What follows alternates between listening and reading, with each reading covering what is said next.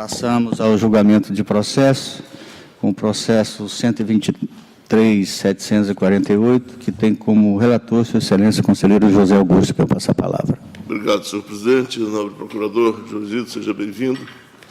Senhoras conselheiras, senhores conselheiros, trato os autos da prestação de contas da Câmara Municipal de Cruzeiro do Sul, exercício orçamentário e financeiro 2016, de responsabilidade da senhora Rocilda de Castro Salles, presidente à época, caminhada conforme estabelece o artigo 71, inciso 2 da Constituição Federal de 88 e 61.2 da Estadual de 89, artigo 36, inciso 1 da Lei Complementar 38/93 e artigo 6º, inciso 3 do Regimento Interno.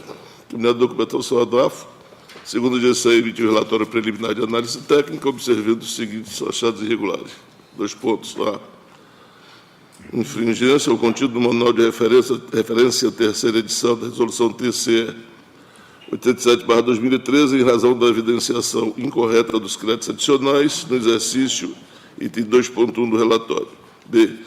Infringência aos artigos 83, 85 e 103 da Lei Federal 4.320/64, pela evidenciação incorreta do saldo em espécie do exercício anterior, fecha aspas, e diferença entre o total entre aspas, ingressos e total dos dispêndios, também, entre aspas, item 3.1.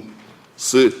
Infringência aos artigos 83, 85 e 105 da Lei Federal 4.320/64, em razão das diferenças apuradas no valor do ativo não circulante e patrimônio líquido, conforme item 4.1. D.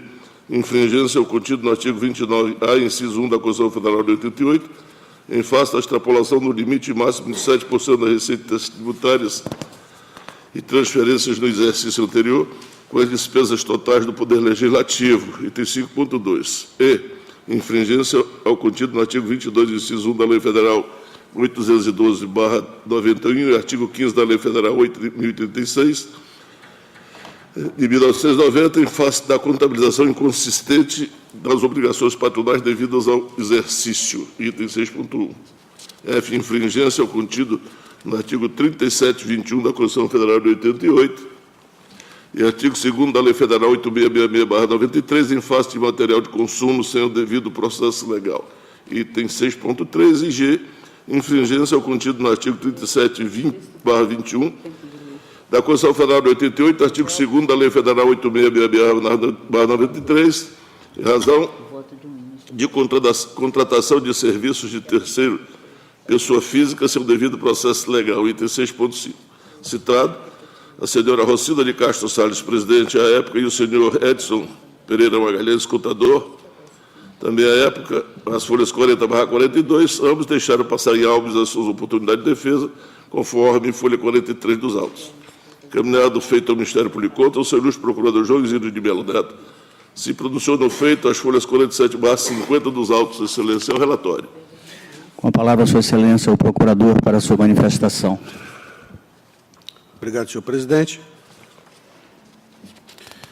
Para não ser repetitivo, uma vez que o relatório já consignou todas as irregularidades que foram catalogadas e a fundamentação legal referente a cada uma delas,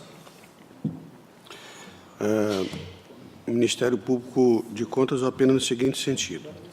Compulsando os autos, verifica-se que as irregularidades catalogadas na instrução do feito, conforme os 1 a 7 deste pronunciamento, foram as lidas pelo conselheiro relator no seu relatório, demonstram violação de dispositivos constitucionais, bem como de normas infraconstitucionais voltadas para a contabilidade, finanças públicas, licitações e contratos. No que concerne às diferenças encontradas nos saldos das contas caixa relativa ao exercício anterior, patrimônio líquido e bens móveis, verifica-se que se restringem a inconsistências na elaboração dos demonstrativos correlatos, devido a ausências e erros de lançamento na contabilidade que ocasionaram desencontros de saldos e prejudicaram a fidedignidade dos demonstrativos, contudo, sem apuração do dano ao erário. Isso considerando que o valor relativo ao saldo financeiro do exercício anterior foi confirmado nos autos do processo relativo à prestação de contas da origem do exercício 2015, cujo valor também está demonstrado no balanço patrimonial deste exercício. o saldo transferido para o exercício de 2017 foi confirmado por meio dos extratos e conciliações bancárias.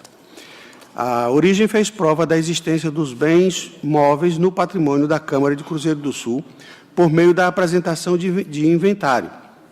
Contudo, não efetuou os registros de forma integral junto ao balanço patrimonial. E, em razão das ocorrências acima expostas, o balanço patrimonial já padecia de inconsistência, situação agravada quando observados os valores utilizados no cálculo do patrimônio líquido, especificamente as contas resultado do exercício e resultado de exercícios anteriores, cujos montantes em nada se compatibilizam aos valores que realmente deveriam compor a equação e que estão demonstrados na demonstração da variação patrimonial deste exercício e balanço patrimonial do exercício 2015. Notadamente, quanto às contratações sem procedimento licitatório, não houve comprovação nos autos de que estas ocorreram sob o amparo de requisitos legais para possíveis dispensas e ou inexigibilidades. Concernente ao limite previsto no artigo 29-A caput, inciso 1 da Constituição Federal de 88, que é o excesso de gasto do Poder Legislativo, restou comprovado que o Poder Legislativo descumpriu o percentual determinado em relação à sua despesa total. Contudo, considerando tratar-se de exercício já encerrado e da ausência de apuração nestes autos quanto à violação da finalidade pública dos gastos efetuados, não se vislumbra necessidade quanto à devolução dos valores aos cofres municipais. Contudo, tal ocorrência deverá ser objeto de apuração nas contas apresentadas pelo chefe do Poder Executivo de Cruzeiro do Sul, relativas ao exercício 2016, que é o exercício dessa prestação de contas, com vistas à apuração de sua responsabilidade, em consonância ao disposto no inciso 1 do parágrafo 2º do artigo 29-A da Constituição Federal de 88. Ante todo o exposto, e considerando a regular citação da senhora Rocilda de Castro Salles, presidente da Câmara de Cruzeiro do Sul à época, e de seu contador, senhor Edson Pereira Magalhães, que não aproveitaram a oportunidade, este Ministério Público de Contas opina: 1. Pelo julgamento da presente prestação de contas como irregular, com base no artigo 51, inciso 3, a linha B da Lei Complementar Estadual 38/93, pela aplicação de multa-sanção dosada a critério do plenário, nos termos da previsão incerta no artigo 89, inciso 2 da mesma lei, a senhora Rocilda de Castro Salles, em razão dos fatos noticiados neste parecer constituírem graves infrações às normas legais de regência das matérias. 3. Pela aplicação de multa-sanção dosada a critério do plenário, nos termos do mesmo dispositivo legal, ao senhor Edson Pereira Magalhães, contador, em razão dos fatos noticiados nos itens 2, 3 e 5 deste parecer, representarem graves infringências às normas contábeis de regência da matéria. E 4. Pelo encaminhamento do apurado nos itens 6 e 7, que são as contratações sem licitação, deste parecer, ao Ministério Público Estadual para conhecimento e providências que entender adotar, em razão do que dispõem os artigos 89 e 100 da Lei Federal 8666, de 93. Este é o parecer, senhor presidente, senhoras e senhores conselheiros. Com a palavra, Sua Excelência, o relator para o seu voto. Excelência, da mesma forma que se produziu o nobre procurador, eu, para que não seja repetitivo, também voto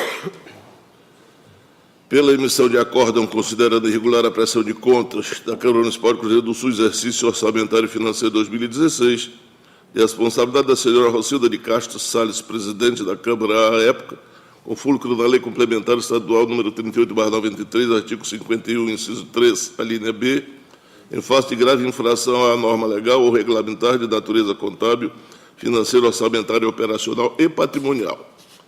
Aplico a multa-sanção à senhora Rocilda de Castro Salles, presidente à época, com fulcro na Lei Complementar Estadual 38/93, artigo 89, inciso 2, no montante de R$ 7.140, em face das inconsistências detectadas constituírem graves infrações às normas legais.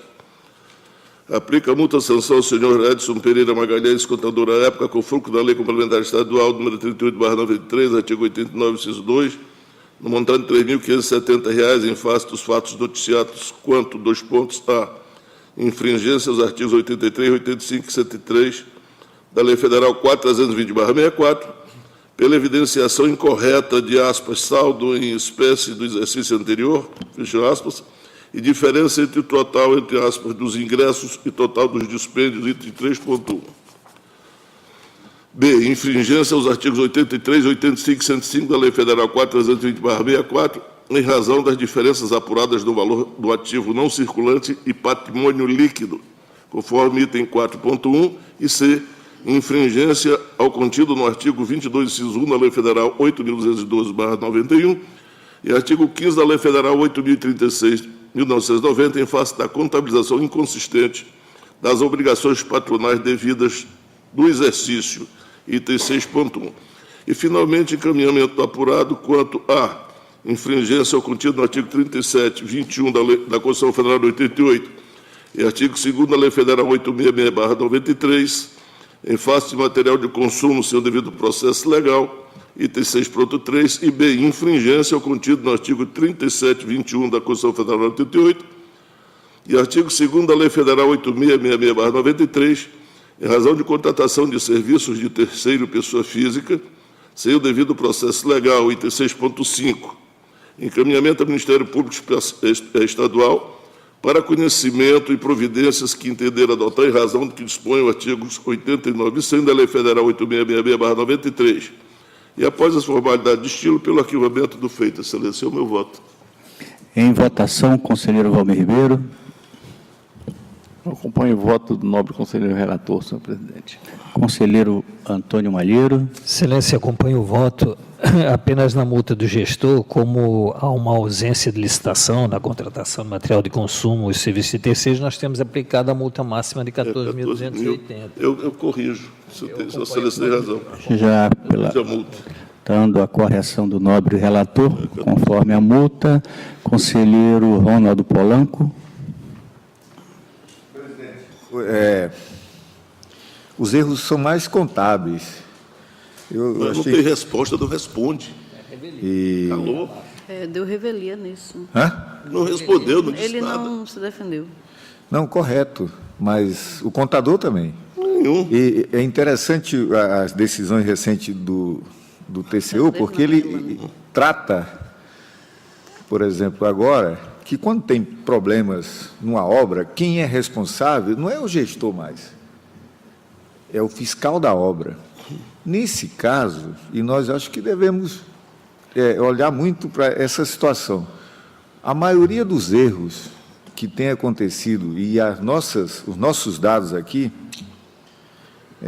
no tribunal, eles têm sido nem sempre bem equacionados do ponto de vista da ciência contábil, não vem contabilmente bem elaborados.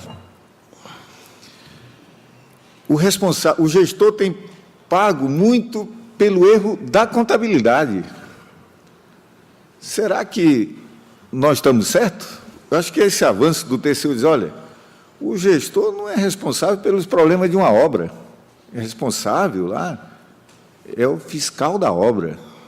Nesse caso aqui, eu vejo que o contador faz a contabilização de processos que não estão legalmente bem processados e contabiliza. Ele não poderia. Eu tiraria a multa do presidente, do presidente da Câmara e jogaria toda a multa no contador. Para mim, o contador é o grande responsável por essa situação.